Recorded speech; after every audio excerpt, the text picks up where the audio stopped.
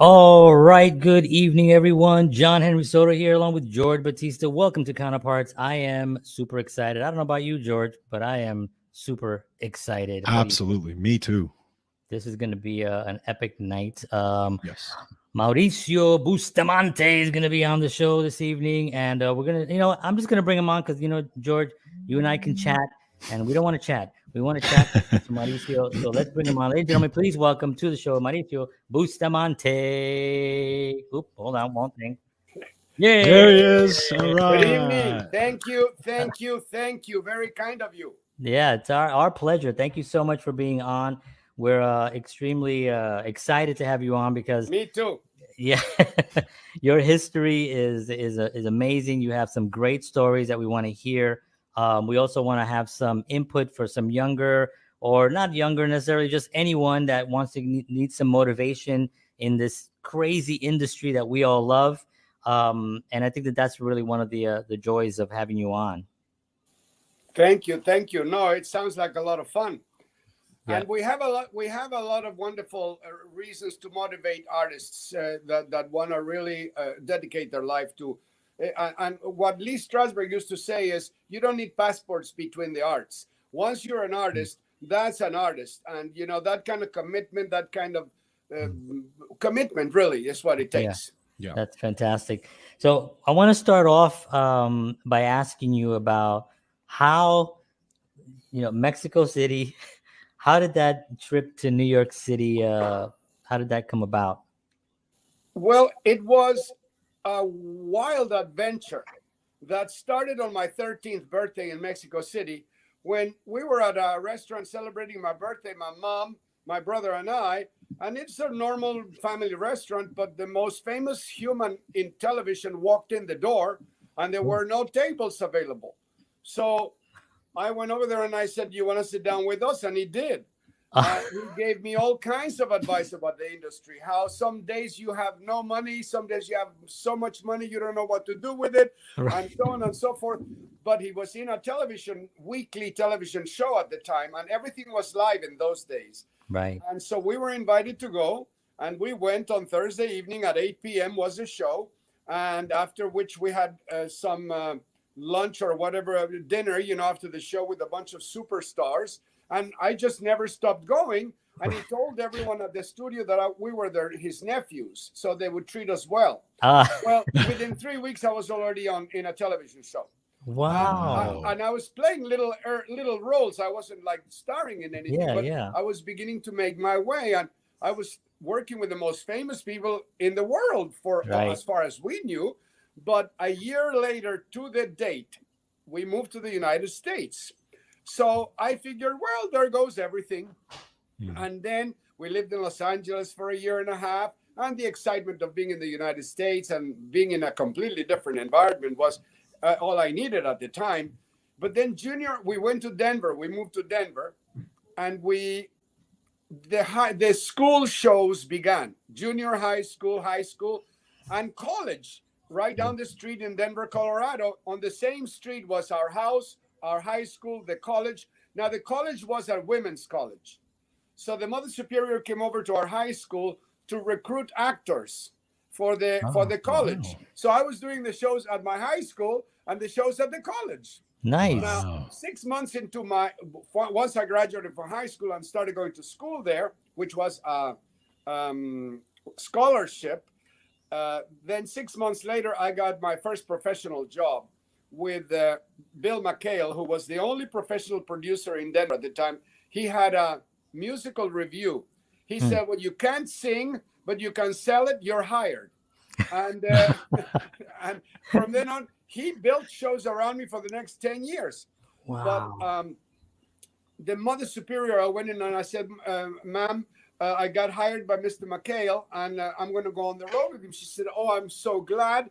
The door here will always be open, but go on and work with Mr. McHale because you're a terrible student." Your only hope.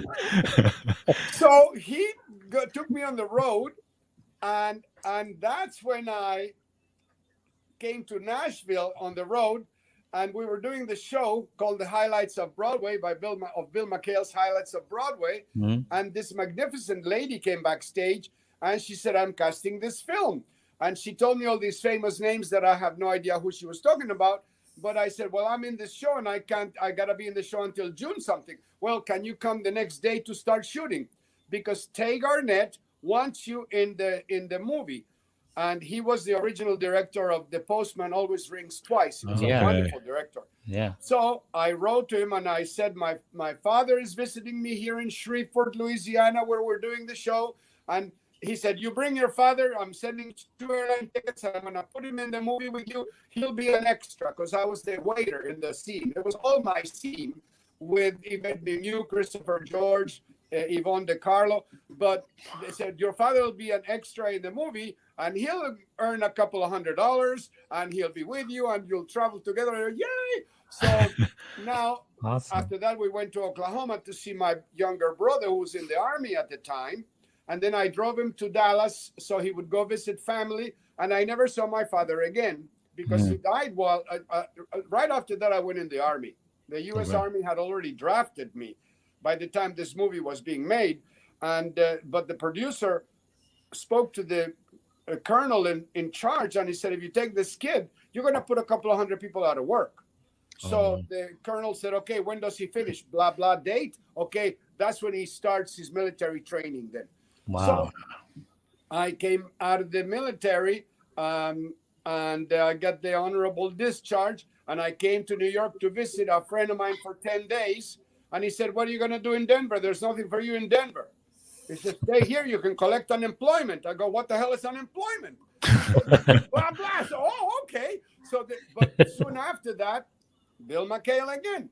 He cast me in Tea House of the August Moon, and off I was on the road again. And so here I was doing these wonderful shows, which were meant to entertain. And my purpose was at the time to entertain the audience. And that's what the directorial suggestions had to do with. That's what my choices had to do with. And so I was having a very fine time and having a lot of fun. Even the New York Times critic one time said he has a lot of fun on stage and gives us one too. So I didn't know anything about acting technique. And these wonderful actors, I was doing Charlie's Aunt, playing the lead, Lord Fankard Babberley, in Charlie's Aunt. And this wonderful actor and actress, husband and wife, said, have you ever been in a good acting school? I said, what is that? And so I started to think acting classes. And I really, no matter what I really wanted to learn was the craft of acting. So this magnificent friend takes me to Lee Strasberg's class in 1973 as a guest. My gosh. Well, I'll tell you, I have the same thing in common with Jeffrey Horn, a magnificent actor from the films and the theater. And he said the same thing happened to him. In 5 seconds, we knew we wanted to learn what Lee Strasberg was talking about. Wow. So I went off on the road again. I did Oklahoma for about 6 months. I did another production of Tea House of the August Moon. And then I came to the Institute in Los Angeles first.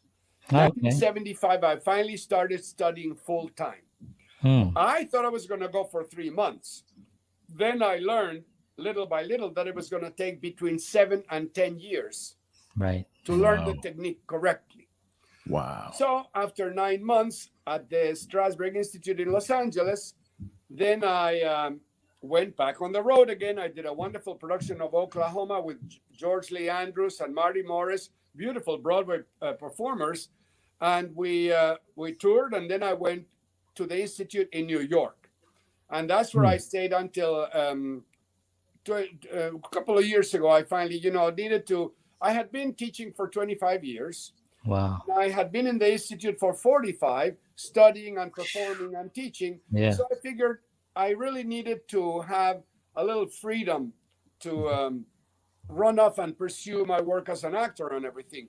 But Lee Strasberg instantly changed the actor's life, because the first thing that I learned was what I was explaining a little bit ago, that I was into entertaining the audience. And with Lee, we learned how to enchant ourselves with our choices so that we could behave truthfully in the imaginary circumstances. So Mhm. I'm going to create a relationship with my brother or my son or someone in the play, and I'm going to make that relationship real to me somehow, even if I personalize it. For instance, I'm with John in the scene, and you're my son, and I want to save your life. Well, I may have a lot of love for you as an actor and a lot of regard and everything, but if you were my brother, then I would I would give my life for you. No Mhm. question about it in my mind. So now I have an option to turn my relationship with you into the relationship with my brother. And I go, now I understand that I have got to save your life.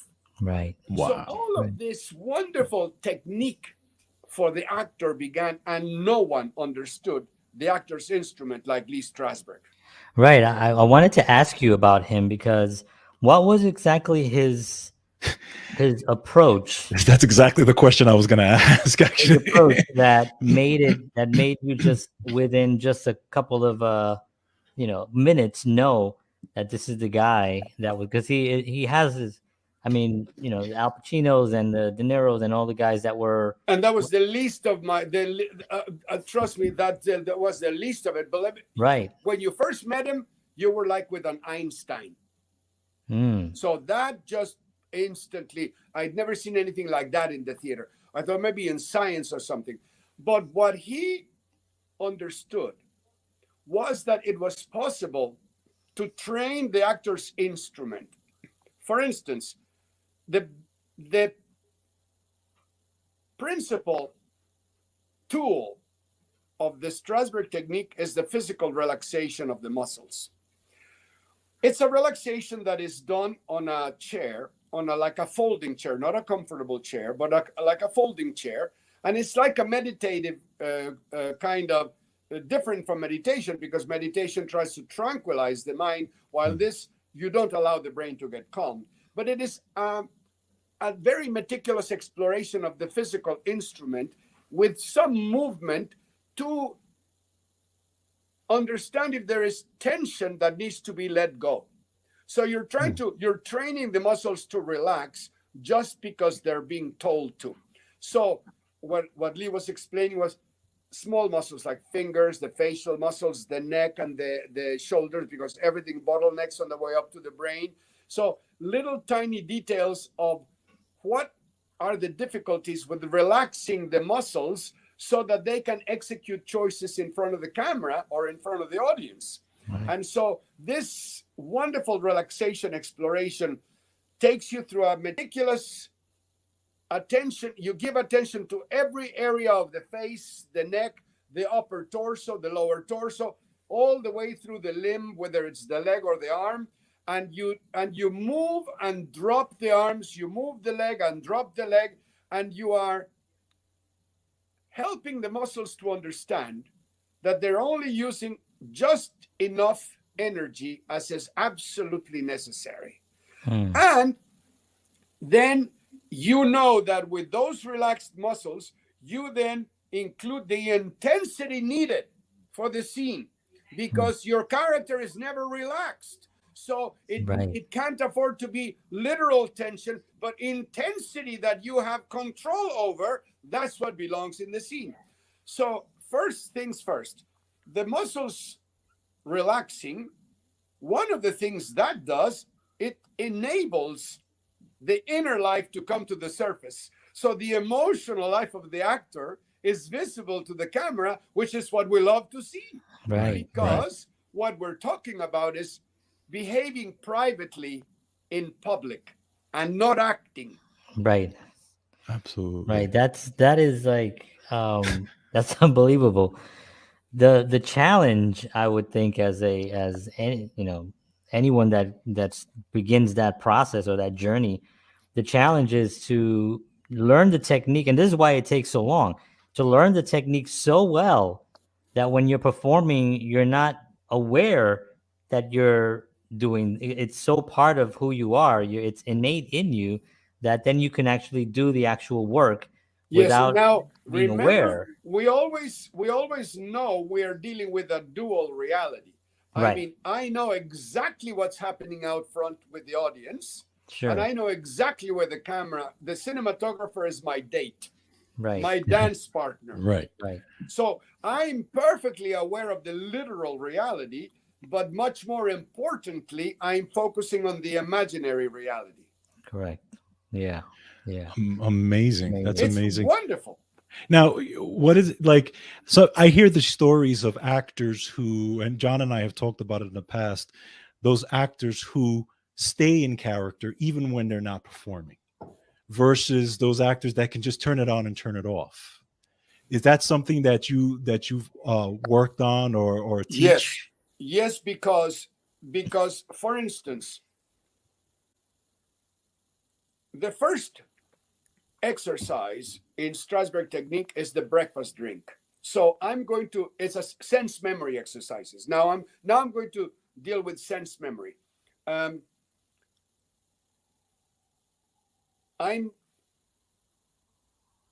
trying to remember the texture of the cup, the temperature of the cup. See, my senses are trying to explore a memory at will. So I'm focusing on this breakfast drink and the smell of it and the taste of it, etc., etc. Not pantomiming, trying to remember the sensory reality of the object. And then I finish the exercise and I come right back to the literal reality. I know the walls, I know the floor, I know the windows, I know whatever, the literal reality, right back to it. So from the very beginning, I was trained to come right back to the literal reality, and that when I'm taking my curtain call, it is Mauricio, not the character anymore. Right. On my way to the trailer from the set, it is me, not my character. So because we do horrendous things in performance. I have been raping and killing people my whole life. The young woman is going to have to kill her children nearly at the end of the play in Medea and then go home and have dinner. Oh. So you're talking about a professional exigency, a professional demand for the actor to be healthy. Right. Because if you are now, there are no laws about this. You can work however the hell you want. If your performance is good, who gives a flying anything? Right. So the heck with that. But I want to not have to carry that horror on my shoulders. By the time the curtain opened in the lesson, which I was doing a couple of years ago, I already murdered 40 of my students that morning. Now, Lee and Stanislavski are asking me to try to make that real to myself. Well, fortunately, there is plenty of horror in my own life, and I can go there and go, nah!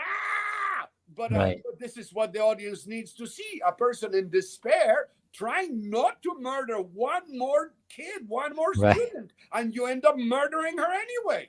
Now, I'm not going to reveal any of my personal problems on here, but then I go to some horrendous nightmare of my own. Unfortunately, I've never killed anybody yet, but other horrors have happened, and I can go there.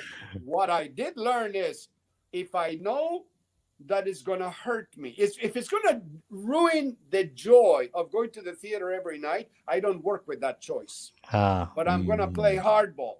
Right. Yeah. So you see how important it becomes to be able to just make the transition back into the literal reality. And very solid training helps the actor to understand that. But there are people with enormous talent, but they haven't been formally trained in it, and they're using it as they will, which of course is their right. Sure. Awesome. Yeah, so that's incredible.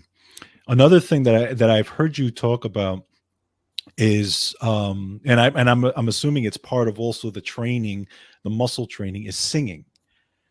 How important is the singing aspect in this?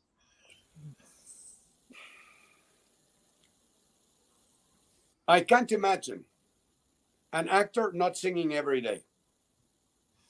Wow. There's a bike in the other room in which the breathing exercises start.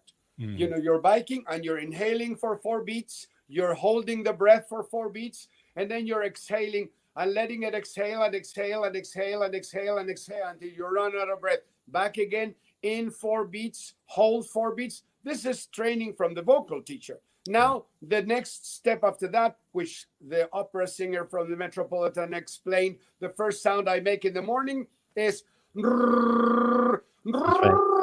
that's placing the voice correctly. And while I'm still on the bike, then it starts the Shakespeare. Thus far with Rough and all that. It's a speech, which I sing for the purposes of giving the voice musicality. Right. Because the audience is educated. Absolutely. They know the difference between monotone and something with musicality in it. The audience is not a dummy. Yeah, So the vocal instrument has got to be trained every day, because then I neither have to worry about it when I'm on a big stage, nor do I have to worry that when I'm not projecting, which I don't need to do in film, I still have expression and musicality in the voice. Right. So Lee did not place enormous focus on this, but it's something that, to me, I figured, how are you going to get on the stage without the instrument getting wonderful attention? Right. Now, right. who cares if you're a good singer, unless you're going to be a singer? But if you're going to be an actor, what you need is singing and heightened speech, so that the articulators are getting a workout, like all the rest of the body is getting. Right.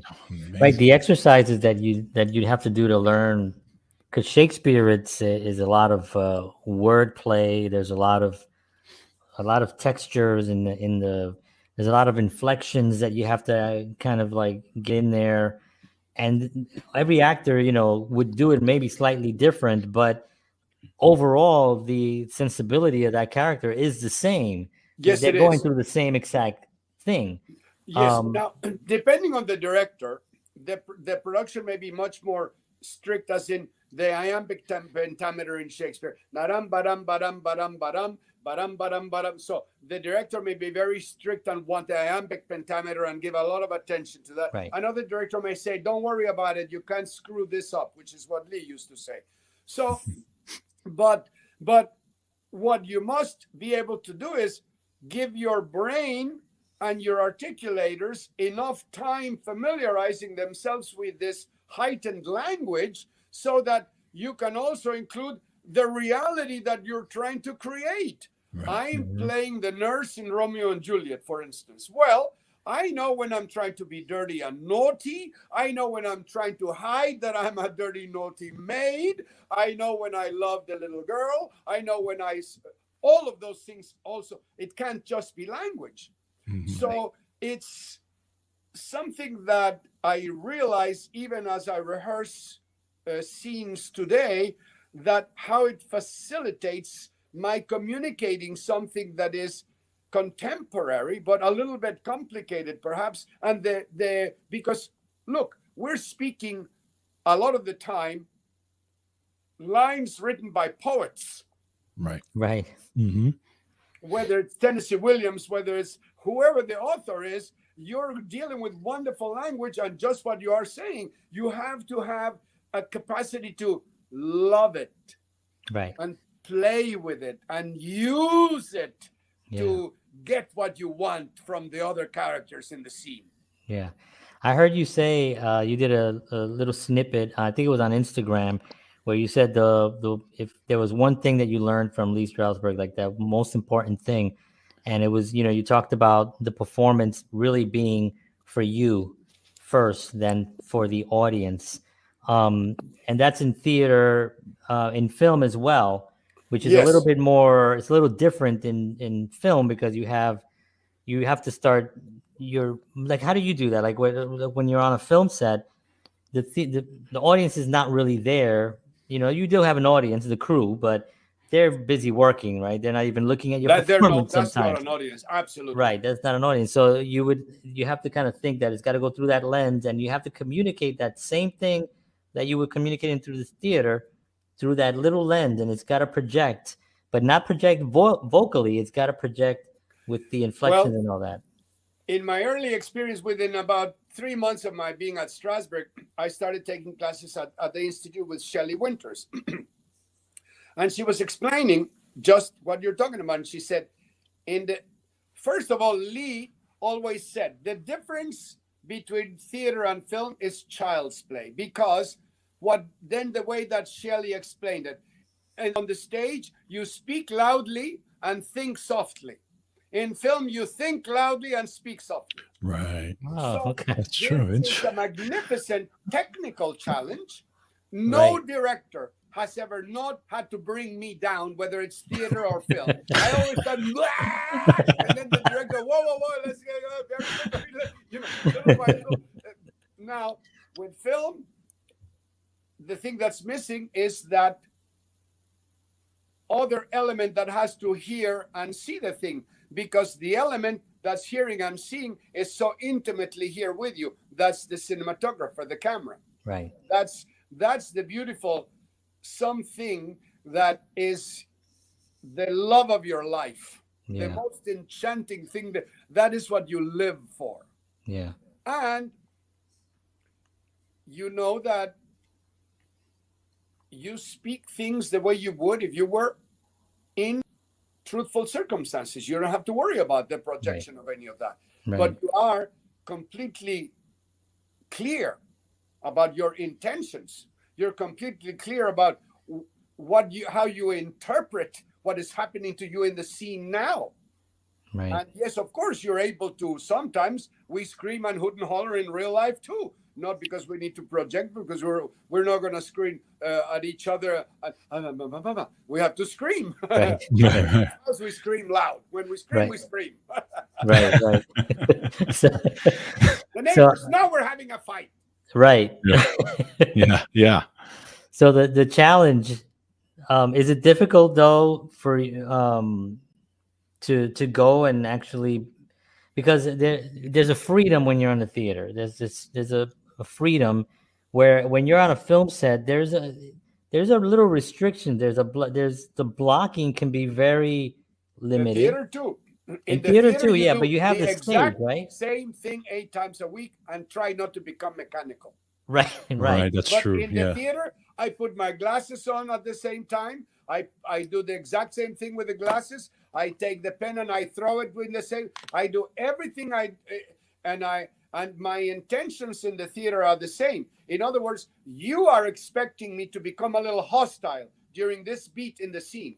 And that hostility is something you're expecting in the scene as an actor, because you have scored a response to my hostility. So the whole production is expecting my hostility, whether it's film or whether it's theater. The other people are expecting that. I don't have the freedom to, this evening I'm going to try it funny. No, there is a union representative in the theater. And if you are not doing what you're meant to do, what was set, then the stage manager will say, Mr. Bustamante, we need to get back to what was staged by the director. If that's not possible, on Thursday, which is rehearsal day, we will rehearse it so it gets back to what we said, or we will have the director reset things, but you don't just change something. Right. So the constraints that you are referring to exist in both. Yeah. Okay. And in film, do you feel that the performances get a little, because you have a director, usually it's much closer to you than when you're in the theater? The director might be actually having dinner while the show is going on. But in fact, even out front, even as you rehearse, right, the director may be out front having dinner. That's happened. That's happened too. Yeah, I'm sure. So it's a little bit. You have the director right there with you on every single scene. Is that, you find that more helpful? Well, they vary. The directors vary. Sometimes the director is a little bit, that they're with you a little bit on the set, and sometimes they set everything that they need to set and they disappear even to another room. They're watching the scene from a monitor in a different room. But these are technical things that we have to adjust to, as for instance, so this particular shot is much more intimate. So if the director is allowing the proximity of all kinds of equipment and people near here, then we know we are in a most intimate little moment in the scene. So you realize that it's a much more internal Yeah. Yeah. focus for the actor. And then, as you say, the production gives freedom for more movement, but it's movement that is set as a rule. Mm-hmm. Now, in film, strangely enough, sometimes there's a little bit more freedom than in the theater, because in film, every take is like a rehearsal, because we Right. have been rehearsing. Right. So the takes are like rehearsals. So, Right. okay. And sometimes the director will even say, don't worry about the specificity of the line, just use it as a guide. Now, and then, so you start experimenting, and then it can have some freedom that is almost improvisational. Okay. Everyone is in on it. So there is that possibility in film that we don't have in the theater. Right. Right. Okay. Do you think that every actor should do theater as well as film? I do. Okay. Because you learn to carry the character in your heart and in your mind for the entire time you are in the theater. Mm. So you learn to focus that kind of through line that takes you from the beginning to the end, the prior life of the character. Right. You are focusing very specifically, as I was trained, to start my work of sensory exploration for things that have to do with my prior life. Mm-hmm. Why am I murdering the children when they come to take a class from me? Yeah. For something that happened to me, which Mauricio decides is this horrendous tragedy in my childhood. That's the horrifying thing that I'm dealing with. I don't want that to happen anymore, but it can't be helped. I can't. So don't forget that sometimes I get excited and I forget what we're talking about. That happens to us all the time. Don't worry. I would worry if that was only happening now that I'm in my 70s, but since this has been happening since high school, it doesn't really bother me. Whatever, we don't even know where we are. What the hell does it matter what we're talking about? That's true. Very true. One question I had for you when you're putting the teacher's hat back on is, do you? I mean, obviously, teaching so many people in your lifetime, do you see some people that come in that just have a quality, and you see it right away? And if they do, and if, let's say, someone doesn't have that, can that be taught or learned? Oh yeah. Kelly O'Hara comes into class. I have no idea. She does a scene from The Glass Menagerie. Now, we're talking about a brain that has selective memory at best. That's what Anna Strasberg calls it, selective memory. I have no idea what the hell is going on half the time.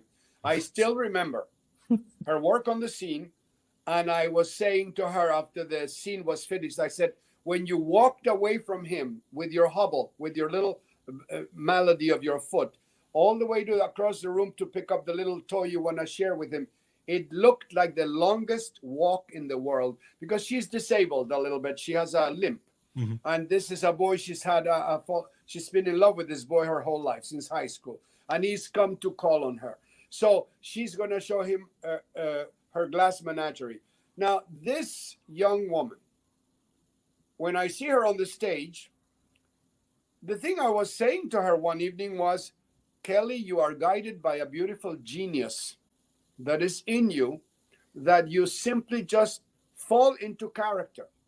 You develop the character fully, because she is completely different in every performance that I see her. Whether it's King and I over there, or whatever it is, she's completely different and so truthful. So that was someone who had it from day one. Now, she had been focused her primary attention on the singing, but that singing gave her a sensitivity, a sensibility that absolutely carries her through the acting, which she is very serious about. Mm-hmm. Now, what Lee used to say about the actor who did not show promise was that they, with time, can become sterling. Okay. And he also mentioned it is very sad to see when a real talent doesn't work hard enough. Right. Because often, not often, but sometimes, someone with less talent accomplishes much more because they're willing to work hard. True. Willing to work hard is the key. Marlon Brando and Al Pacino are two people we've always admired. You know what those people do? They work their ass off all day and night. Al Pacino will read the play at home, then he'll read the play at the actor's studio, then he'll have rehearsals at some studio, then they'll do an off of Broadway reading of the play, then they'll do then the play is on Broadway, then this is while he's doing another film and all this. So Marlon Brando I never met, but my teachers knew Marlon enough to know that everyone in New York knew that was the hardest working actor in the city. Wow. Right. And those are the advice that one is smart to take seriously, because you say, no, you work your hiney off. Yeah. Now, I'm experienced and I have blah and talent and all, but I go to acting class. Why? I don't want to wonder if I'm doing good work. I want to go over there and see how far I'm going to fall on my face, and whether the rehearsals are going well, and whether I'm being able to accomplish some of the things we've been talking about tonight. For instance, can I wake up in the morning in the scene and not want to talk to the guy, and hate the guy, and want nothing to do with the guy, and not act, but be ready to kill the guy? I don't want him in my house, this fucking guy. I gotta go to work on this. I want to go to bed at night knowing when I speak to the shrink on Wednesday, I want to say the work is coming along nicely. I feel good about my work. Right. Absolutely. Right. Absolutely. So the intensity that you were talking about, like Al Pacino, and when you run into somebody that comes in, a lot of people come to New York City and they have stars in their eyes, and they're going to take one class and they're going to shoot up to the sky, and they can, and sometimes they may. can. Sure. You're right. There's some, this business is really strange, right? There's luck involved as well, but that luck can only last you so long if you don't have that training in place. And I think you see it happening with younger actors that suddenly, boom, they hit. And then at some point people are realizing, well, they hit, but it doesn't last. It doesn't last. Right. What's your advice to actors out there that are considering, taking on this challenge and coming either to New York or LA or wherever to study this craft? What would you say? One of the wonderful theaters around the United States. Remember, we have a magnificent group of theaters, the Lord theaters, like the Guthrie and the Alliance. These are magnificent theatrical institutions, for instance, who have beautiful teachers in them.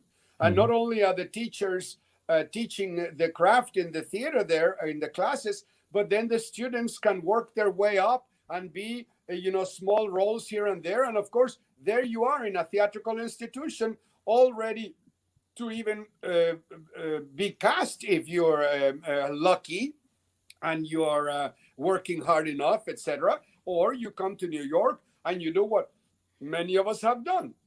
You find a little job so you can pay your bills, right, and you go to acting class. And if your day is not 18 hours long, you're wasting your time. Don't bother. Right. That's what I always say. You're right. Absolutely. So because you got to go to work 8 hours a day. Yeah. Then you have to go to class for 4 hours, and you have to rehearse and you have to practice. Don't make me laugh. I tell them, if you're in school and you have a life, you're doing it wrong. Right. Yeah, exactly. I had one more question. Sorry, George. Go for it. What's being done to actually safeguard the teachings of Lee Strasberg? I know there's been some documentation and there's been a ton of books written, and people like yourself are continuing that. Is there something specifically done other than the school itself and to really safeguard that? Because I get nervous with how things are in the industry. It's moved so fast right now that it's I don't know how much effort and work people want to put in because things move so fast, and it's like I don't have 7 years to put in to study this. I'm giving myself 6 months, Yeah. and that's insane. Is there, Insane. yeah. And also, I wanted to get your thoughts on in the 40s and 50s, maybe probably more in the 40s when the studios were out. Remember, somebody would get signed in one of the studios, and they had acting classes, dancing classes, speech, dialect They were classes. entertainers. Yeah. Everything was in there within Absolutely. that it was almost like a school for film for filmmakers and actors. And they Um, were being paid to and they were train. being paid while they were doing it. So I mean, Yeah. what a world. What are your thoughts on that? Is that something with the safeguarding of the work and then moving forward into this new digital crazy world that we're living in? Well, the great teachers of the 20th century, Stella Adler, Lee Strasberg, Sandy Meisner, these were the people that Uda Hagen, they transformed the landscape of the American theater because they went to Russia and learned from Stanislavski and his disciples that what we were talking about earlier, that you are enchanting yourself with your choices as an artist. Mhm. You are trying to create reality, behaving truthfully in the imaginary circumstances, being truthful. So all of that was being worked on very diligently by these magnificent teachers. But now the students of their students are the ones who are working, but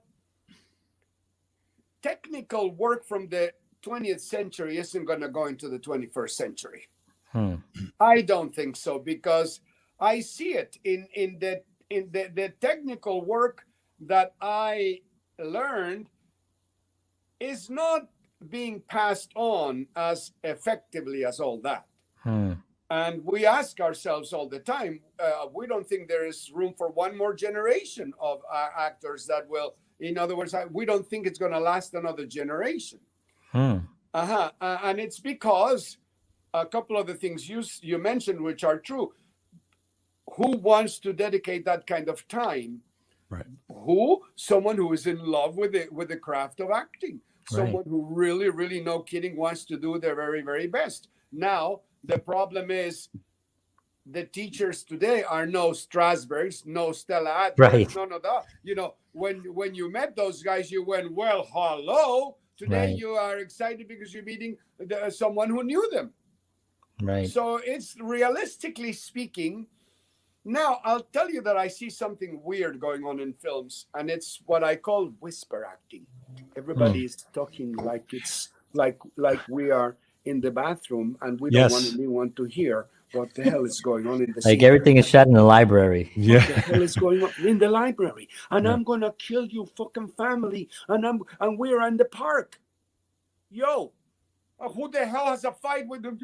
So I don't know what that's not a technique. I was joking around online when they say, where do I get how do I learn to do whisper acting? Right. I saw that. How do I not in the scene behave like I would behave if I was this person in my office? Why do I have to start whispering? When would I ever fucking whisper in my office if I'm dealing with a bunch of thugs? Right. Exactly. Exactly. And Well, that might I'm be part of that. concerned that the technical work of the 20th century is genius will come that I think will continue to make a difference. Now, there's a man by the name of David Gideon here in New York, a magnificent teacher who had a very beautiful relationship with Lee Strasberg. He was practically Lee's right-hand man, artistically I'm talking. And he told me he's training a couple of wonderful actresses that will be able to carry the work on. Oh, But good. he is someone that I know that is doing that. People that are coming out of the actor studio and are teaching the stuff, I don't see the Lee Strasberg technique. It's something completely new that's not Lee Strasberg. But David Gideon and the people he is training, there's hope in my mind with him. Yeah. I mean, there are going to be people that are interested in carrying that because, and it's always, they may not be prominent everyone, but like for instance, George and I are musicians, and we listen to the blues and we listen to jazz, and that's the best music really ever made. We love rock and roll as well, but that was really what what we dive into. So there are musicians now that are taking that, and jazz is huge around the world. It's still, because I think the purity of something is eventually going to be seen, Yeah. especially with like what we went through with some of the TV shows like in the 80s and the 90s. It seemed like they were really struggling to try to come up with something. Not all of them. There are a lot of great shows as well, but Uh-huh. it just seemed flat in what you were talking about, even whispering things, very low Whereas key. I have recently gotten hooked into a Downton Abbey, for instance. I'd never watched it until the last Okay, couple yeah, of my weeks. wife watched the whole thing. She loved, Now, she loved every it. single actor in that thing, from the servants to the extras to the top of the line, they've been working on Shakespeare since they're 8 years old. I Right, know. right. It's in the They, schools though. That's another of thing. course. So every single one of those people has been in the theater their whole life. Right. And look at what brilliant work they're doing on camera. Incredible work.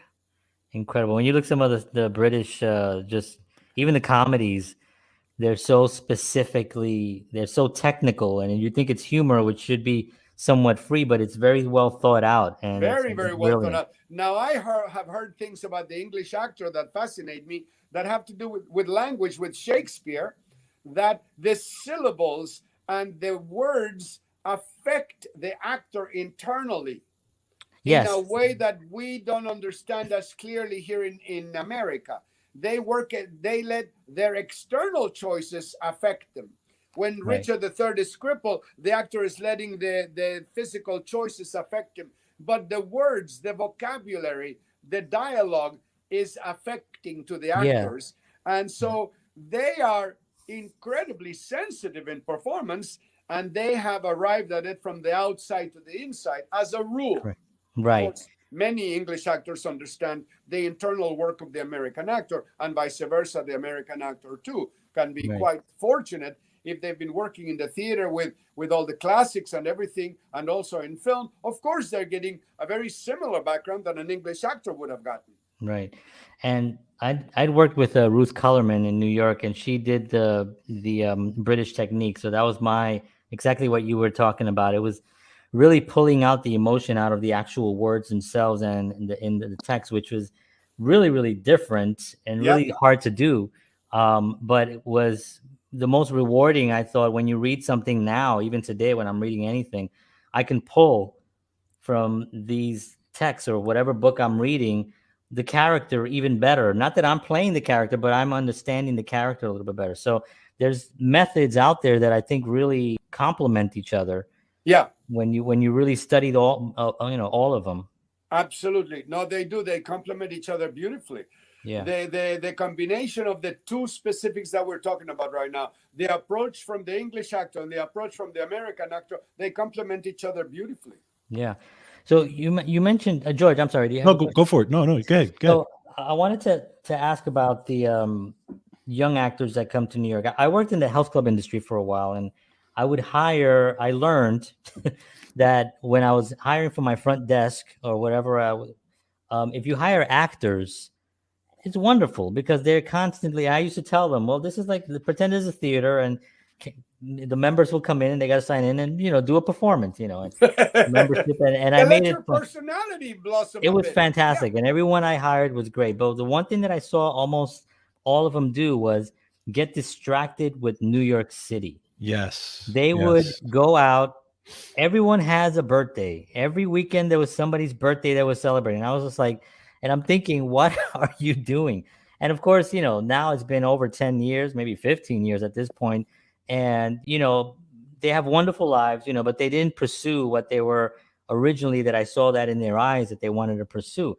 The distractions in New York, how is someone going to, how were you able to actually put those things aside enough where you can dive in and do? I mean, I know Al Pacino used to sleep on the stage in the theater because he didn't have a place to sleep, so he would just sleep on the stage. Everybody would show up, he would clean, I mean, this was a man who was obviously obsessed, That's in, the in a that's good the way, difference. Obsessed. obsessed, and Marlon Brando as well.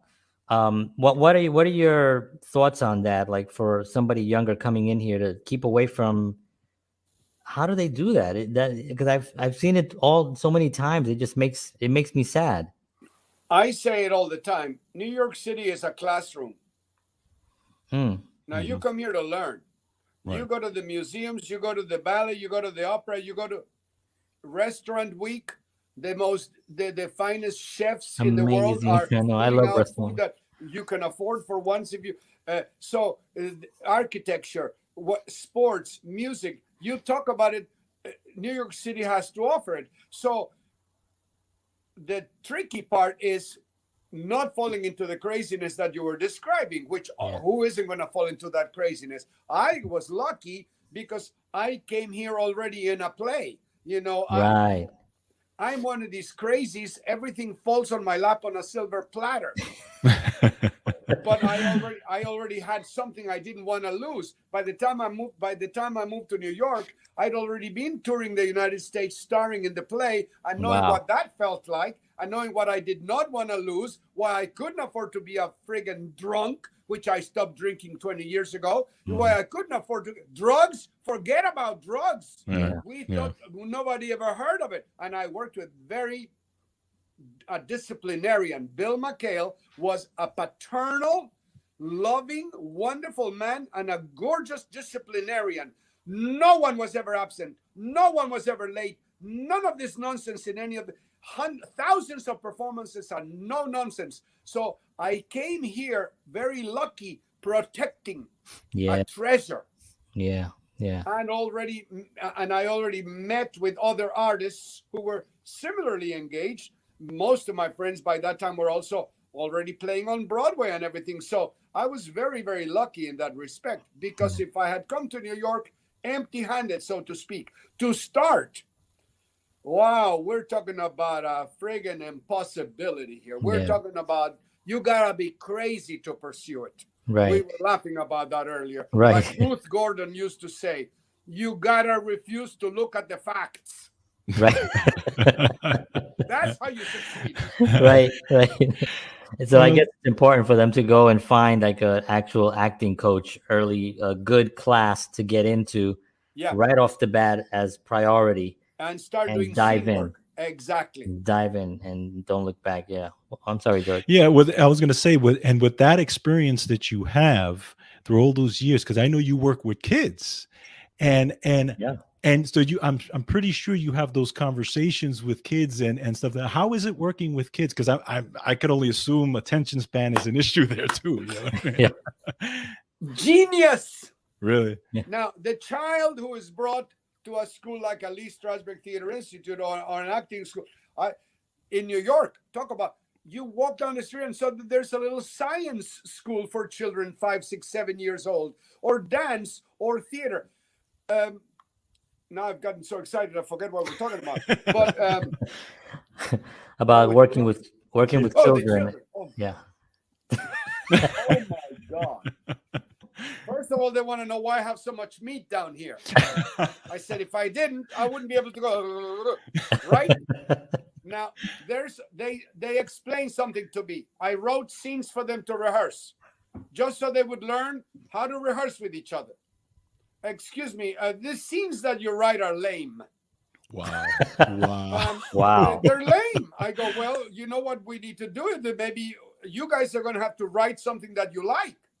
As a result of which they start writing their own play. Wow. The Camping Nightmare. Everybody dies, including the wolf. Now that's what we're talking about.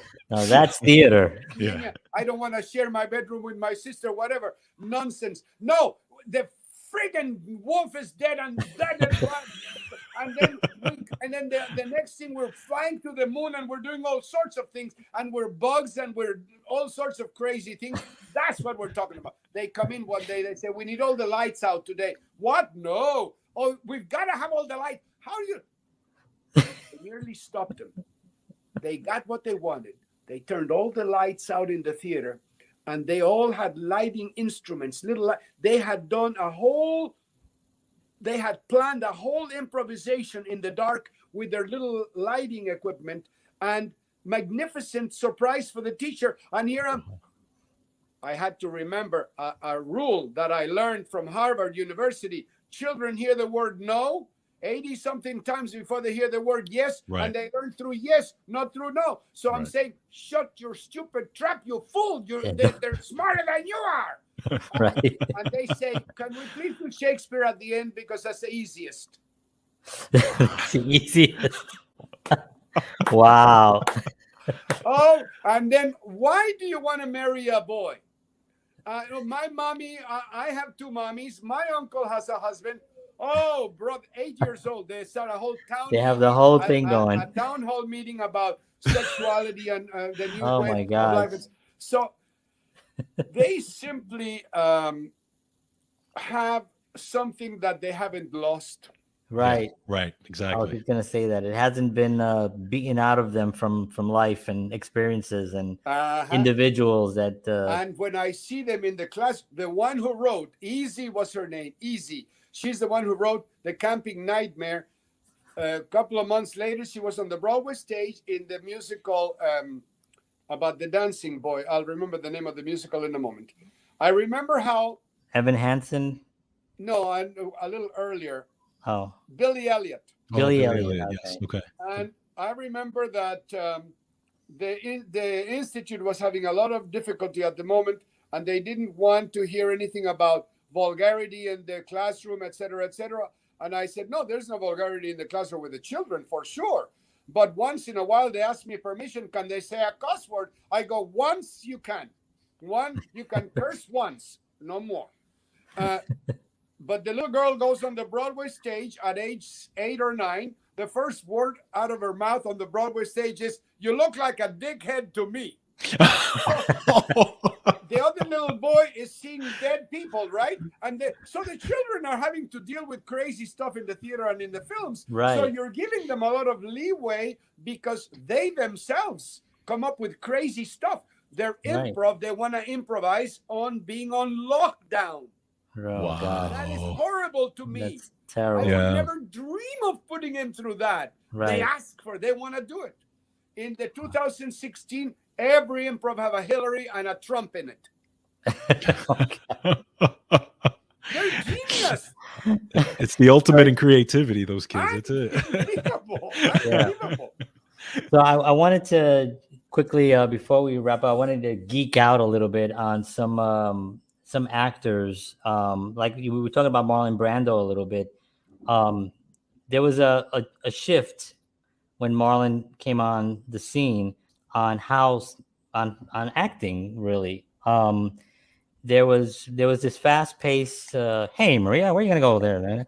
Oh yeah, so there was this kind of tempo that went on in the 40s and even onto the 50s, and then Marlon Brando, it was presentational. It was a presentation. It was like, hey, Maria, where are you going today? I'm gonna, and it was this, and it probably came from the vaudeville stage and all that stuff, right? Absolutely. But then Marlon came along and changed everything. And not only him, but the people that were around him, he seemed to also change them as well. Like I just saw recently on the waterfront again for something, and there's scenes in there that you can't find any scenes like that earlier or almost since either. But what's your impression on somebody like that? You see why he was a great somebody or other? That's the thing. Now, Stella Adler had a wonderful influence on Marlon Brando. Right. And she was able to help him understand this that you're describing, this truthful behavior. And she approached it differently from Lee, but she was going after the same thing, which is truthful behavior under the imaginary circumstances. She focused a great deal of attention, I believe, because I did never study her work, but I believe she, with her and with everybody, everything starts with interpretation. But she did focus a great deal on the little things that characters do that make them unique. The stuff they carry around, the props they use, the way they dress, the activities they engage in, that help the actor understand this, what's coming from inside. Right. But it was really Stella Adler that was able to get through to Marlon. And then, of course, at this point also, Lee is in the scene, and Lee and Stella are working with all the best known actors in the film and theater at the time. And they're all working on the same issues of relaxation, of truthful behavior. There's a very funny joke of one of the great actors of the 20th century. He says he has a nightmare sometimes that he is dead and in the coffin, and Lee comes over and does like this and says, 2 10s. Lee used to check our relaxation. You're not dead enough. 2 10s. So it was the passion about the technique. Right. Wow. But we had, like I described earlier, when you sat with Stella or Uda or Lee, forget about it. Yeah. They just had an insight into human condition and the approach. Exactly. Yeah. Wow. Exactly that. So I feel like we could go on and on. Me too. I could talk like this until the cows come home, and they're in West Virginia. I love this conversation, and Me too. Thank you. George and I would love to have you back again. You yes, know, sir. Oh, it would be a pleasure and an honor. Yeah, absolutely. We would love it. So thank you so much for being on. Just hang on 1 second. We're going to be with you in a second. Thank you both. End the show. I'll be right back. Very, very much. Thank you so much. Appreciate yes, it. Sir. All right. Wow. Mauricio Bustamante. That fantastic. That dude is awesome. Absolutely. This is that. Yeah. I mean, like I said, I'm looking at the time. I couldn't believe it was an hour. And I know it flew by. It's an hour. Wait a minute. We just started. So we're definitely going to have him back again, and we'll dive into so many other issues and stuff. But thank you, everybody, for tuning in. Appreciate you. Thank you, George, for putting up with all my questions and cutting you off. I enjoyed it. I was just too excited. No, it was great. But thank you, everybody, for tuning in. We'll see you all again next week, 7 p.m. Central, 8 p.m. Eastern Standard Time, right here on Counterparts. George Batista, John Henry Soto. Have a wonderful week ahead. Take care of yourselves. And as always,